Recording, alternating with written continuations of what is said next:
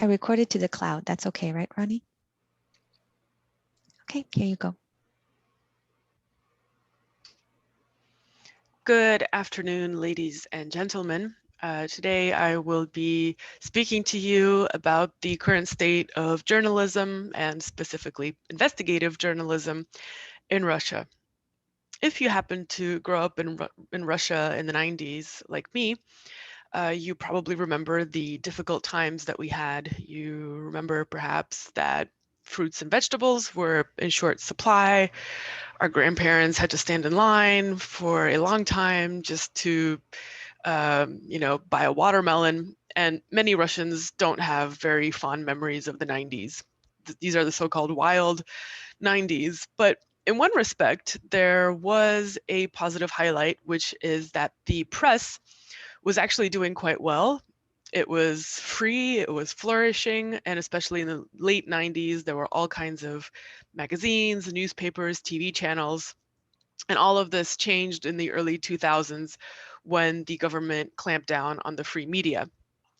Perhaps you remember the news about the government taking over a news channel called NTV. This happened in 2001, and it was really the beginning of a massive crackdown. Today, once again, in Russia, we are seeing a boom in independent journalism. Now, here in the US, often we associate smaller news outlets with disinformation or at least less reliable information. But I think from Russia's example, we can really see a positive story where small citizen operated outlets are actually a way for people to obtain truth and reliable information. So I think it's a very positive story about the power of people and the internet and how can people can organize themselves in this digital age. So today I'll be giving you some examples of media outlets that are active in Russia. For example, Bellingcat, maybe you have heard of it. It has been in the news recently. Bellingcat was actually founded in London, but it's a kind of international cooperative. And I mentioned that Bellingcat was in the news. That's because it worked together with a Russian site called Insider, and they identified the agents of the security forces who actually poisoned Navalny. If you've been following the whole Navalny saga, they identified the specific people by purchasing phone records.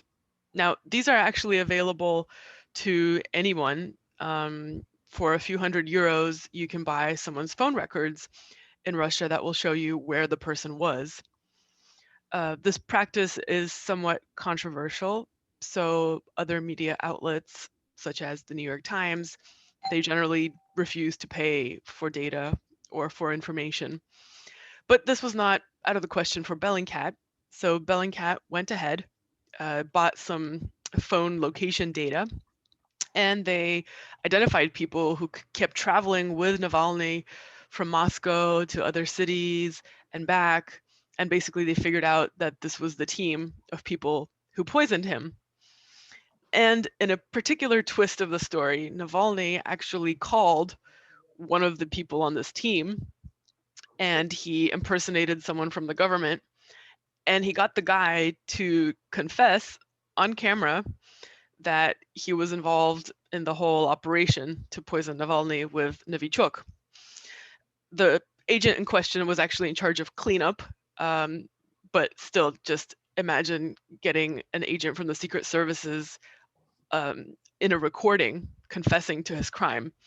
It's really quite a feat. And in the US, we talk a lot about Russian interference in the election, and Putin may appear to be this all powerful figure who's the puppeteer and completely running the show in Russia. But actually, that's not the case. Putin is at the head of this large apparatus, but it's quite unwieldy, and there's a lot of information that's available to regular people and to journalists who make full use of it. So let me give you some more examples of investigations that have been conducted in recent months.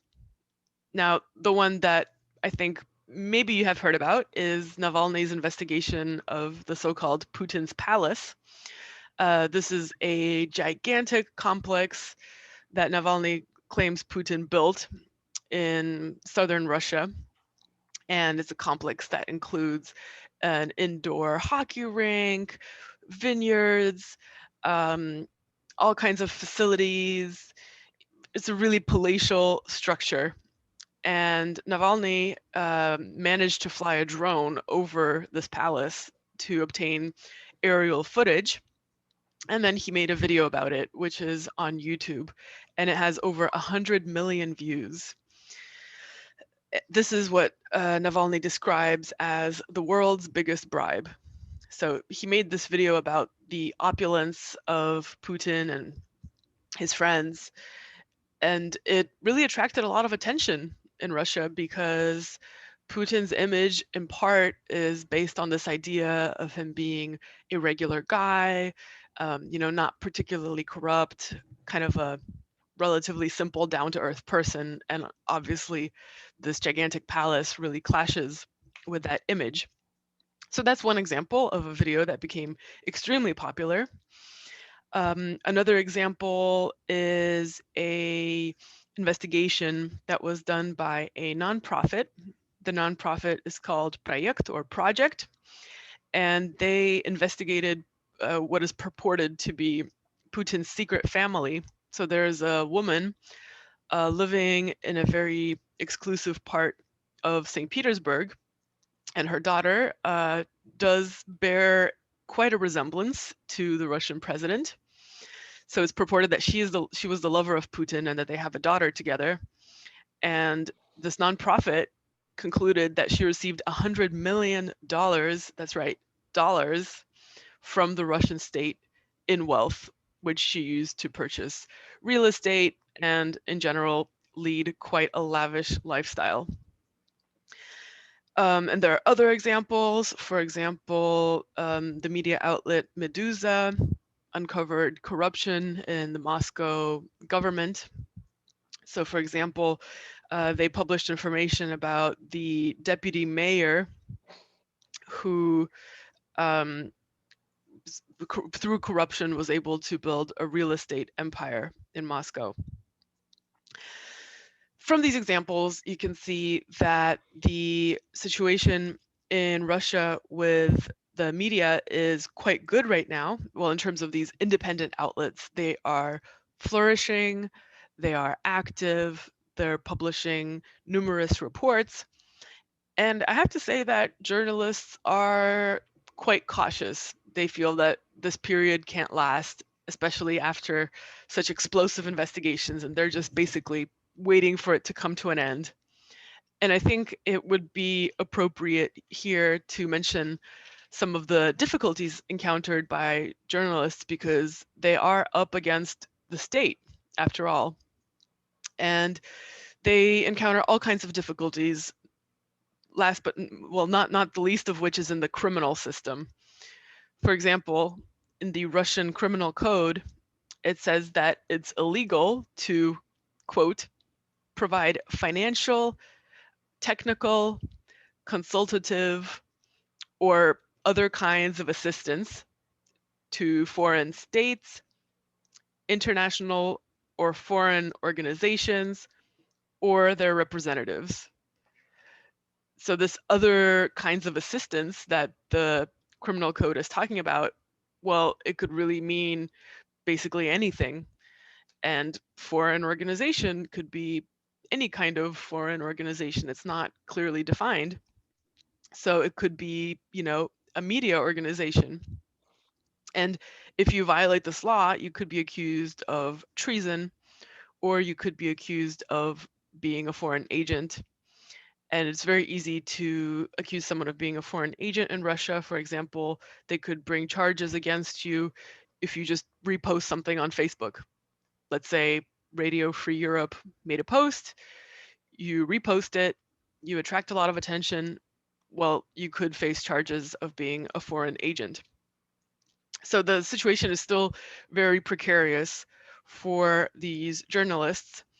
And as for the traditional media, well, I told you about the takeover of NTV in 2001. And ever since then, the traditional media has become less and less independent of the government. Uh, Outlets that used to be reputable have become less reliable, and their editors have to display loyalty to the government. And the government, of course, still has a lot of control over the media. For example, it has the right to revoke the license of a media organization after 2 warnings. So they could warn them that they're publishing content from a foreign organization once, twice, and then revoke their license.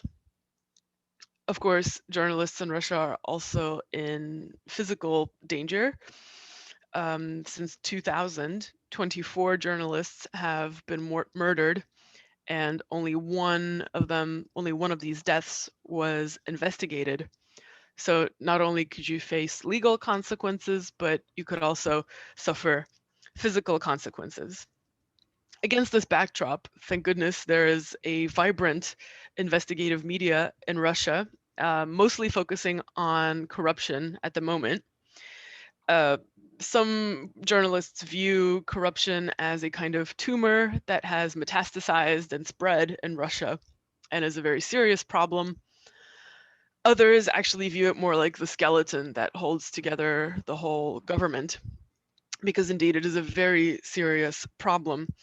And so many media outlets, they keep track of the assets of Russian government leaders, of the apartments that they bought in London, their mansions in the British countryside, and, for example, real estate in Spain, and so on and so forth. Because I mentioned Putin's palace, but that's in Russia. There is still a lot of real estate holding assets abroad. Not in Putin's name, of course, but in the names of his cronies and various oligarchs. Um, so I hope that gives you a general overview of the situation with investigative journalism in Russia. The scene with traditional media is still pretty bleak, but citizen journalists are very active and posting things online. And I just hope that this kind of situation can continue for as long as it can. Thank you very much.